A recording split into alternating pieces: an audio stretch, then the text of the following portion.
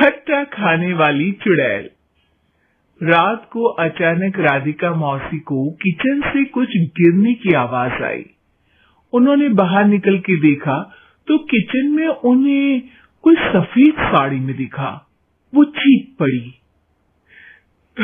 भगवान, आलतू जलाल तू आई बला को टाल तू, आलतू जलाल तू आई बला को टाल तू। राधिका मौसी को चीखते सुनकर श्रवण बाहर आता है भागते हुए। अरे माँ, क्या हुआ? क्या देख लिया? दादी माँ आ गई क्या सपने में? अरे बेटा, रसोड़े में देख तो कौन है? श्रवण रसोड़ी में झांक कर देखता है और उसे कोई नहीं दिखता अंदर। अब रसोड़ी में तो कोई नहीं है माँ। कोई सफेद साड़ी में नहीं है क्या? नहीं माँ, कोई भी नहीं है। चिल्लम चिल्ली की आवाज सुनकर काजल भी वहां आ जाती है। अब क्या हो गया माँ जी? अरे बेटा, रसोड़े में एक चुड़ैल थी सफेद साड़ी में। अरे क्या कर रही थी वो अंदर? अरे बताया नहीं, कल आएगी ना तो पूछ लूंगी। चुड़ैल जी, आपका क्या प्लान है? माँ जी, रात बहुत हो गई है, आपने कोई बुरा सपना देखा होगा, चलिए सो जाइए। राधिका मौसी सोने तो चली जाती है पर उनको रात भर नींद ही नहीं आती। वो कुछ भी उलझुल बातें सोचने लगती है। कहीं चुड़ैल की वजह से तो घर में टेंशन नहीं हो रहा, कहीं उसी की वजह से तो वो दादी नहीं बन पा रही। सुबह जब राधिका मौसी रसोड़े में छानबीन करती है तो पाती है कि नींबू का अचार गायब है। चुड़ैल नींबू का अचार ले गई, मुझे तो ठीक नहीं लग रहा कुछ। चुड़ैल को भी पता है कि जिंदगी का असली मजा तो खट्टे में ही है। राधिका मौसी झट से श्रवण को फोन कर देती है। बेटा, मुझे समस्या समझ में आ गई है, हमें एक तांत्रिक की जरूरत है। अरे क्या बोल रही हो माँ, तांत्रिक की क्या जरूरत है? आप पूजा पाठ तो कर ही रही हो ना। आलतू जलालतू मंत्र सारे फालतू जैसे कुछ मंत्र पढ़ो, चली जाएगी अपने आप चुड़ैल। अरे नहीं बेटा, कभी चुड़ैल को कम नहीं समझते। अरे तुझे पता भी नहीं चलेगा कि कभी वो छल करके काजल की जगह घर की बहू खुद बन जाएगी। क्या माँ, कुछ भी बोल रही हो? कहाँ काजल और कहाँ चुड़ैल? वैसे एक बात बताओ, काजल को अगर गाने के लिए बोल देना तो चुड़ैल काजल की आवाज सुनकर घर तो क्या, धरती लोग छोड़कर चली जाएगी। तुम ना पढ़े लिखे बच्चे हर चीज को मजाक समझते हो। तुम रहने दो, मैं खुद ही तांत्रिक को बुला लेती हूँ। अच्छा सुन, शाम को इमली लेके आना। क्या है कि चटनी खाए बहुत दिन हो गए है ना? नहीं माँ, इमली तांत्रिक से ही मंगवा लो ना, आटा वगैरह भी उसी से पिसवा लेना। देखो मुझे काम करना है।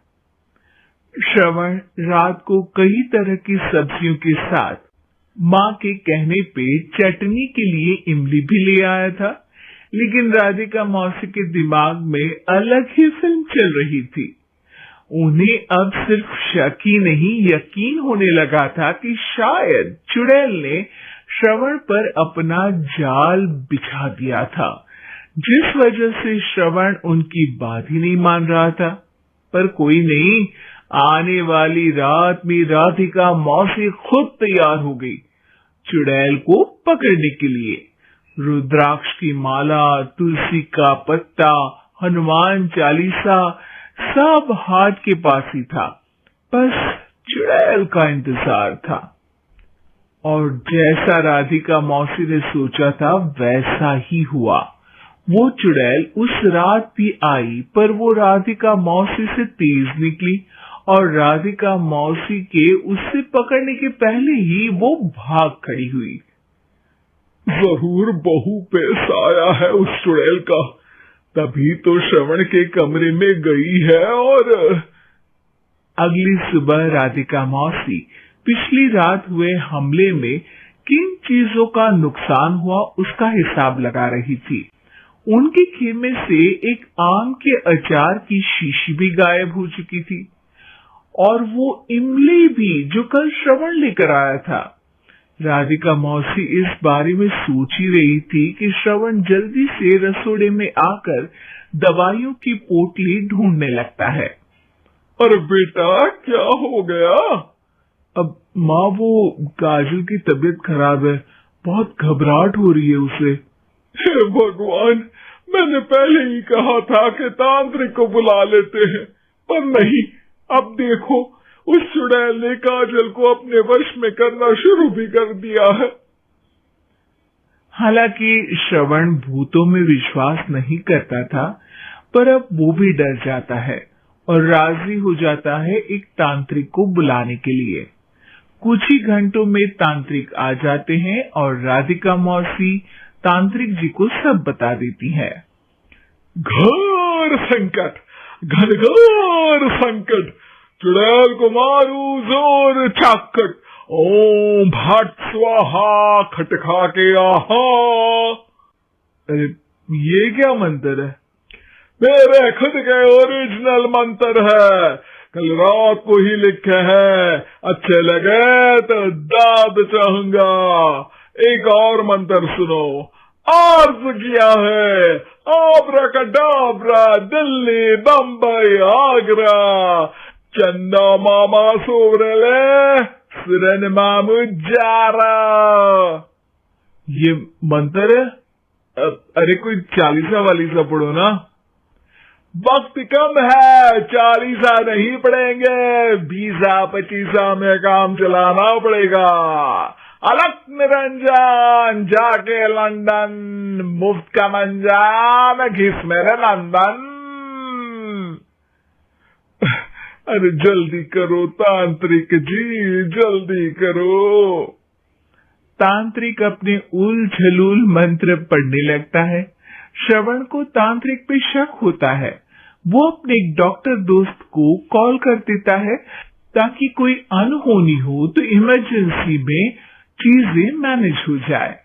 तांत्रिक धुनी रमाता है, जिसकी वजह से कमरे में काफी धुआं हो जाता है और जिसकी वजह से बहू की घबराहट बढ़ जाती है। अब भागेगी चुड़ैल। हाँ। बहू खांसते हुए धुएं से बचने के लिए बाहर चली जाती है। अरे भाग रही है, भाग रही है। पीछे पीछे श्रवण भी जाता है। बहू एक सोफे पर बैठ जाती है।